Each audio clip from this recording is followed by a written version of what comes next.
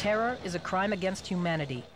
The fence now under construction is meant to provide protection from Palestinian terror attacks, attacks against which the Palestinian Authority has consistently refused to act, attacks that have caused and continue to cause horrific bloodshed. With murderous suicide bombings on the rise since October 2000, Israel's government saw the need to erect a fence that could prevent the murderers from reaching their targets. Had the Palestinian leadership abided by its pledge to act against terror, there would never have been a need for a fence. It's just a 15-minute walk from the Palestinian city of Qalqilia to the Israeli city of Kfar Saba. Just 15 minutes. In some places, just 12 kilometers separate the route of the fence from the Mediterranean Sea. In the long run, by preventing terrorism, the fence will actually encourage dialogue with the Palestinians, no longer hampered by the influence of terrorists determined to destroy the peace process.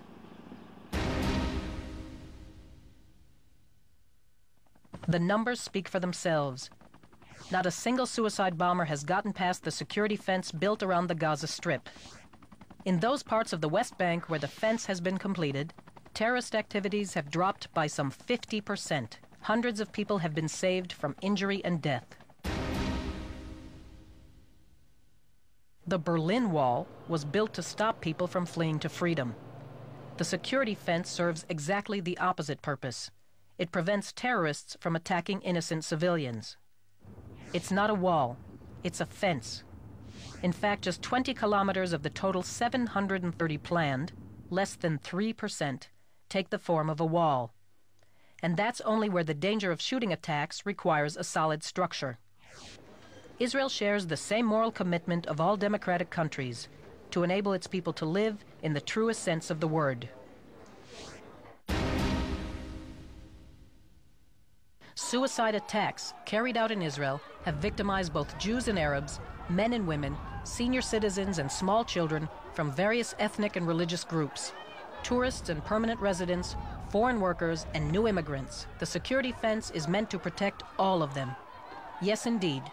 This fence is meant to separate people, to separate terrorist murderers from innocent civilians.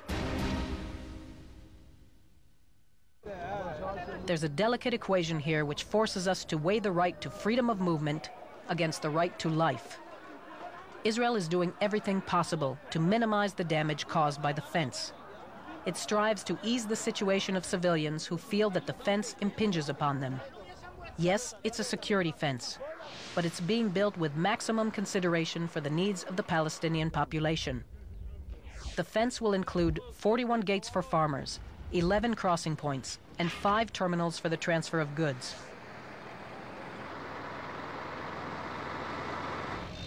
Israel has replanted more than 63,000 olive trees for Palestinian farmers to ensure their livelihood despite construction of the fence. All Palestinian civilians are free to lodge formal complaints and to appeal any decisions made. Israel makes every attempt to take such complaints into account. While focused on the prevention of terror attacks, Israel stands ready to consider changing the route of the fence wherever it disrupts the lives of Palestinian civilians. The few landowners affected by the construction of the fence have been offered compensation for their lands and for their harvests of the next 5 years, while they retain legal ownership of their property. This fence is for security, so it must follow a route that ensures security. The green line is not a security line, it's a political line. The fence is not a border. Final borders will be determined only through negotiations.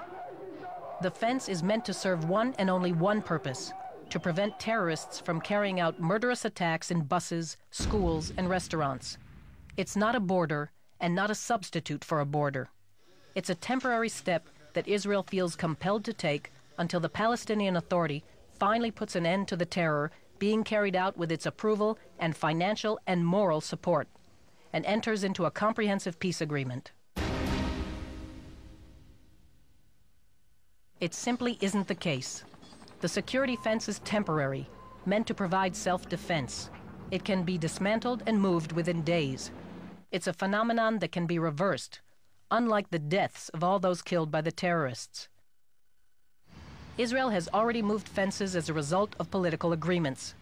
That's what it did along its borders with Egypt, Jordan, and Lebanon. In fact, Israel moved its Lebanese border security fence no less than 12 times. The anti-terror fence is a matter of self-defense. It's a pragmatic, effective, temporary measure necessitated by endless terror attacks. When the terror ends, so will the need for the fence.